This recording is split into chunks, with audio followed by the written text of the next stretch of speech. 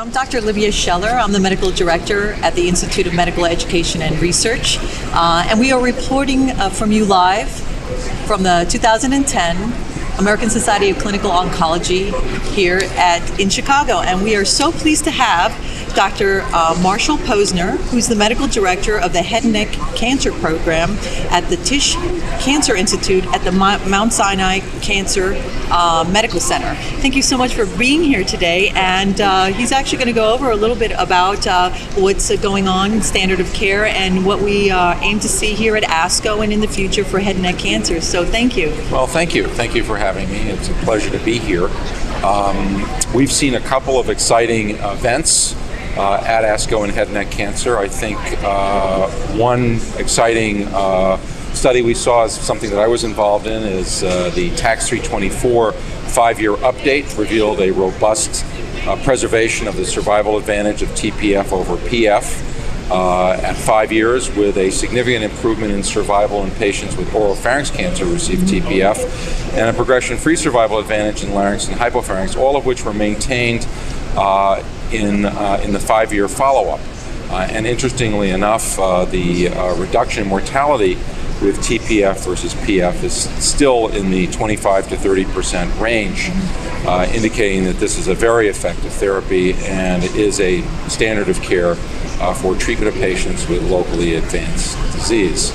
Other data that's coming out includes a number of abstracts on HPV and oropharynx. We actually analyzed the TAX-324 trial in a treatment-neutral method, and we showed in our data that HPV-related head and neck cancers have about an 80% 5-year survival. And these are very advanced tumors because the trial looked at advanced cancers, and with a survival in the environmentally related oropharynx cancers of about 35% in 5 years. This is almost a 2.5-fold improvement in survival for patients who have HPV identified as the cause of their cancer. All of this data and several other studies looking at HPV all suggest that we should be modifying our therapy in the future with patients who have HPV-related oropharynx cancer. I think we're going to see some therapeutic vaccines that will become available for study within the next year or two, and I think we'll also see some molecularly targeted treatments directed at the virus itself. I think one of the major pushes that we'll see in clinical research in HPV-related oropharynx cancer will be a reduction in treatment. I would caution, however, not to engage in individualizing therapy for treatment reductions, for example, reducing the radiation dose for patients or the chemotherapy dose from the standards until we actually have studies aboard. Because we have an 80 to 85% survival in this population with stage 4 tumors, and we need to really study this in a very controlled fashion to be sure that the reduction in therapy does not result in a diminution of survival, which is very important. I think we're also seeing some good data coming out on zalimotumab, which is a high-affinity EGF receptor antibody that demonstrated in a randomized trial a significant improvement in progression-free survival in patients with recurrent disease.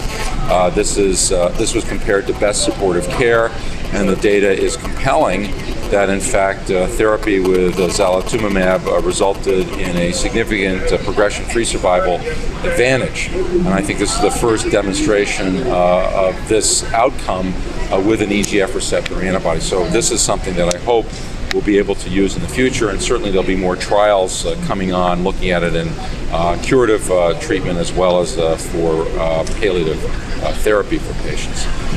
Hopefully, as we go forward, we may find that we have a number of different agents available. I think we still have a lot of ways to go to really identify the TKIs and the VEGF inhibitors in terms of their utility in head and neck cancer. Their range of utility and the combination drugs that we're going to use with these are still under development, and I think we're going to have a number of trials to evaluate this as well. So I think we have the most exciting data being, of course, the new push for research in HPV. But the other side of the coin is that although we've now discovered that HPV has a good prognosis, we've also learned that the environmentally related non-HPV cancers, larynx, hypopharynx, oral cavity, and non-HP oropharynx, have a very poor prognosis. And now that we've identified these particular tumors and can separate these patients from the virally related cancers, we can begin to focus on how to treat them better. And I think the data from our study and from the RTOG study published last year at ASCO and coming out in the New England Journal within the week will demonstrate that it's really local regional control in these patients that we have to focus on. So I think we're going to see some studies focusing on intensification of chemoradiotherapy for these patients. And I think that will be intensification of chemotherapy because the radiation therapy is pretty intense as it stands now, and I think further intensification will be difficult. So I think we're going to see more impact of medical oncology, more coordination with the radiation oncology community in terms of devising and developing new treatments, perhaps EGFR receptors in conjunction with carboplatin, cisplatin, and the taxanes.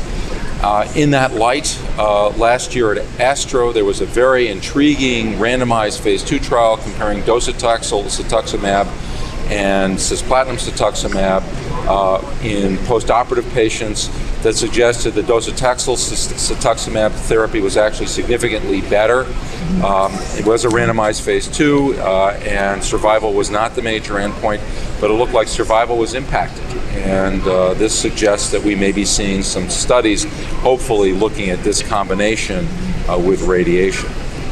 One of the other studies that will be coming out later on today at ASCO is the final data on the RTOG 0129 study, a study that compared hyperfractionated radiation plus cisplatin to single fraction radiation plus cisplatin. And I think the data definitively shows that giving chemotherapy with radiation allows us to give once a day fractionation to patients with exactly the same benefit that we get with hyperfractionation and with slightly less toxicity, and certainly a better economic outcome in terms of the economics of therapy and also the time constraints for our patients. So I think that data is actually very compelling because it tells us in terms of a negative trial what the positive outcomes are for our patients. So I think these are all the very exciting areas that are coming up in head and neck and that have been identified in ASCO.